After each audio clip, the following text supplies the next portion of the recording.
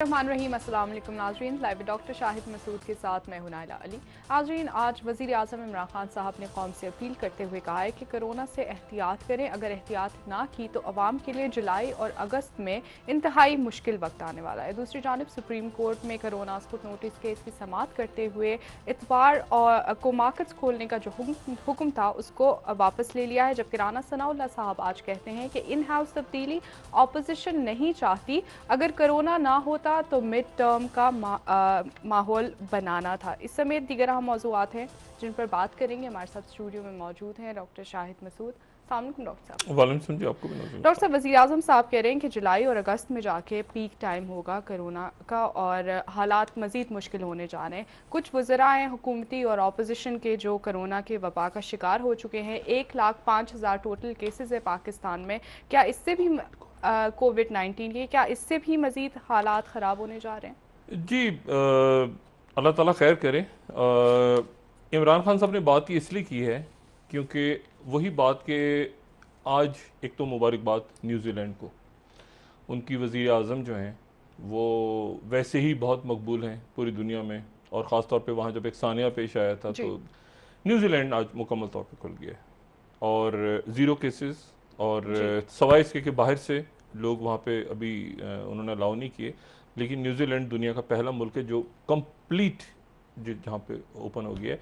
और 4 हफ्ते का उन्होंने 25 मार्च से उन्होंने कंप्लीट लॉकडाउन किया था, और उनके शहरियों ने भी ताउन किया, हुकूमत की तरफ से भी था, और 4 हफ्ते के टोटल लॉकडाउन के बाद आज उन्होंने वो पहला मुल्क है जो बिल्कुल सुकून के साथ ओपन अप हो गया है कंप्लीट।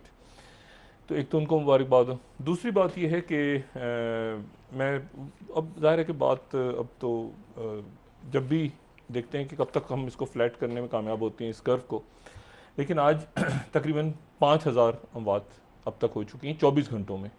Sorry, cases 5,000 cases. और सुबह जो है वो जब डॉक्टर्स की मैं तादाद देख रहा था, अल्लाह ताला रहम करे, स्लिप ऑफ टंग, मैं जब सुबह देख रहा था कि डॉक्टर्स कितने मुतासर हुए हैं इसमें, तो इस वक्त जो है वो 876 डॉक्टर्स हैं जो मुतासर हैं, और 24 घंटों में 108 हेल्थ केयर वर्कर्स मज़ीद, 3,000 से ज़्यादा अस्पतालों का अमला है, 31 का उनमें से इंतकाल हुआ है, 423 नर्सेज हैं कोविड पॉजिटिव, और 897। तो अब ये 5,000 के करीब केसेस का आना, सुबह ये 4,728 थे, लेकिन वे दिन गुजरने के साथ साथ ये 5,000 से ज़्यादा हो गए हैं 24 घंटों में।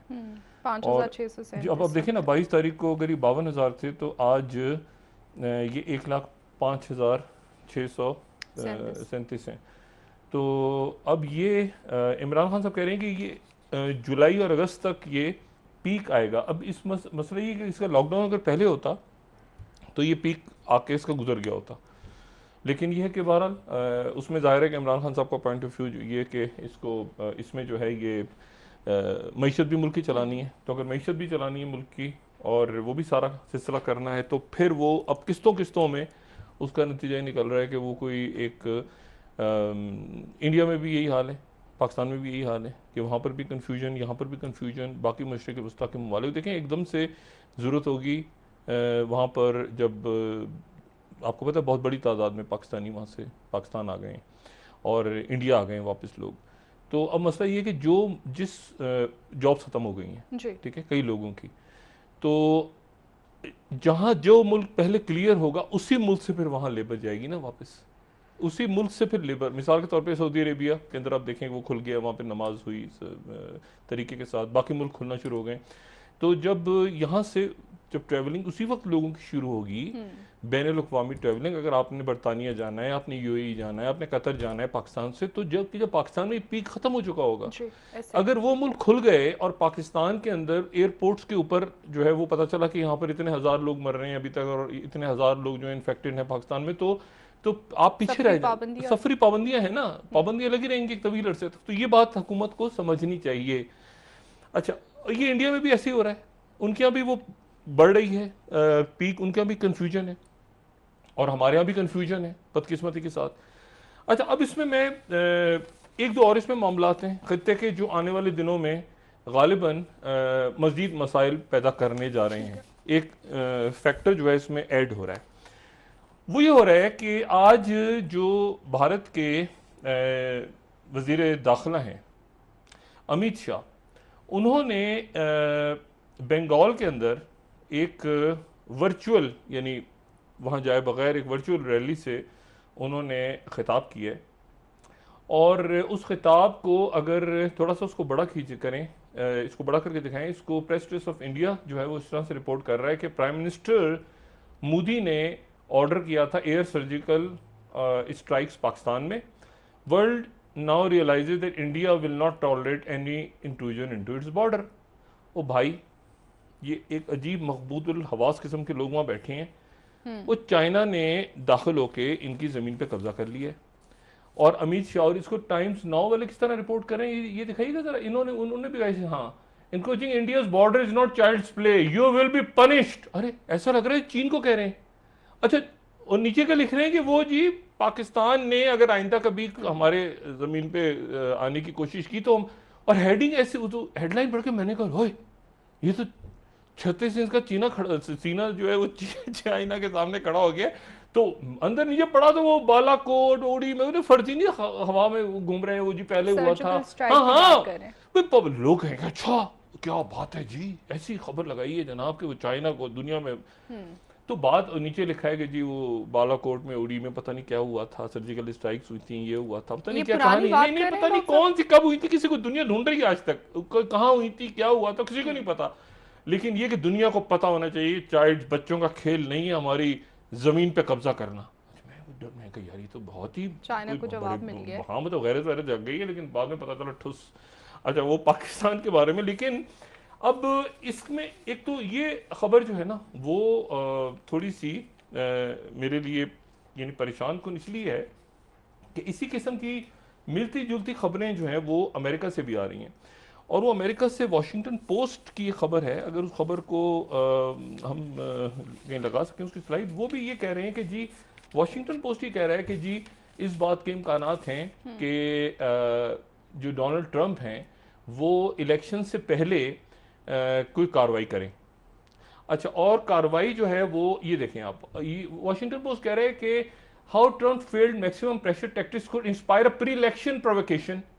यानी ट्रंप की जो मैक्सिमम प्रेशर की जो टैक्टिक्स थी और अंदरूनी दबाव जो आ रहा है उससे इलेक्शन से पहले वो कोई प्रोवोकेशन कर सकता है। और कहाँ करेगा, तो वो दो जगह बता रहे हैं, एक तो साउथ चाइना सी में वो कह रहे हैं कि कोई हमला कर सकते हैं, और या वो कह सकते हैं यानी नॉर्थ कोरिया या ईरान।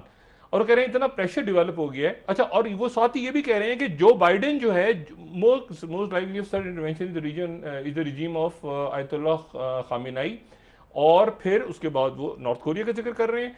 और साथ ही कह रहे हैं कि ये जंग जरूरी हो गई है क्योंकि ट्रंप और जो बाइडेन है, जो बाइडेन भी जो बात कर रहे हैं वो चीन को ही बुरा भला कह रहे हैं, बल्कि वो यहां तक कह रहे हैं जो बाइडेन के ट्रंप ने अच्छे ताल्लुकात क्यों रखे इतने अरसे चाइना से। अच्छा, पब्लिक निकली हुई है सड़कों पे। अच्छा, अब मलबा तो किसी भी डालना है ना, तो मलबा अब डालने के लिए जब वहां पर ही प्रेशर, वॉशिंगटन पोस्ट कह रहे हैं कि, और वो कह रहे हैं कि एक ज़हनी तौर पे तैयार हो रहे हैं सारे कि जो भी कुछ हुआ है, क्योंकि डेमोक्रेट्स भी ये बात कर रहे हैं, रिपब्लिकन्स भी बात कर रहे हैं कि चाइना ने किया है, तो वो उसके नतीजे में अक्टूबर के अंदर वो कह रहे हैं अगस्त में, सितंबर में या अक्टूबर में एक प्रोवोकेशन हो सकती है डोनाल्ड ट्रंप की जानिब से इस खित्ते में। और वो ईरान के ऊपर ज़्यादा कह रहे हैं क्योंकि अगर वो गए नॉर्थ कोरिया पे तो फिर तो साउथ चाइना सी खुल जाएगा, ईरान पे अगर जाते हैं तो फिर ये खत्ता खुल जाएगा। लेकिन भारत, ये एक सोच है जो भारत में भी है, और ये भी मैं आपको बताऊं कि पाकिस्तान के अंदर भी ये बात कही जा रही है कि इस बात का ख़तरा है। ख़तरा तो नहीं कहूँगा, पाकिस्तान ख़तरे वतरे तो डरने वाले नहीं है, लेकिन ये कि इस बात के इम्कान है कि एक जंग भारत के साथ, महदूद जंग भारत छेड़ दे। सही, ठीक। क्योंकि अंदर एक माहौल ऐसा बना हुआ है चाइना के चाइना ने जो कब्जा किया उसके बाद कि इन सारे बहरानों में, इन्हीं बहरानों में जिसमें आपका माशी बहरान भी है, जिसमें आपका कोविड का बहरान भी है, इस बात के इम्कान आते हैं कि एक फ्रंट खुल जाए। जो इतने दिनों से ये बात मैं डिस्कस कर रहा हूँ यहाँ पे, उसकी वजह बुनियादी ये है कि पाकिस्तान के साथ एक फ्रंट हो सकता है, और जिसमें वजीर आजम भी बार बार कह रहे हैं, जिसमें आपको ISPR के बयान भी बार बार DG ISPR के सामने नजर आ रहे हैं कि जी कुछ किया तो उसका जवाब दिया जाएगा। इसका मतलब है कि कोई कहते हैं ना कोई रियल थ्रेट्स हैं, रियल इंटेलिजेंस इतलात ऐसी हैं कि वो छेड़खानी यहाँ पे करेंगे। ठीक। अच्छा, अब इसमें दो तीन बातें। पहली बात तो यह है कि ज़रा मैं इस कोविड को सिर्फ ख़त्म करने से पहले दो रिपोर्ट्स हैं बड़ी, और ये दोनों रिपोर्ट जो हैं ये हैं इंपीरियल कॉलेज की और